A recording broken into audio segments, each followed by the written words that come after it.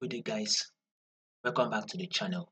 So, if you are yet to subscribe and you've not done that, make sure you do it to click on the subscribe button, like, share, make your comments. So, let's take a look at what we'll be expecting next on our CAD JPY.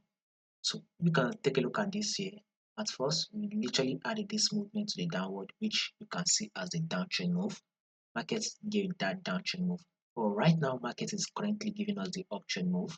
As you can see on the forward time frame, we add this movement, higher high, higher low, higher high.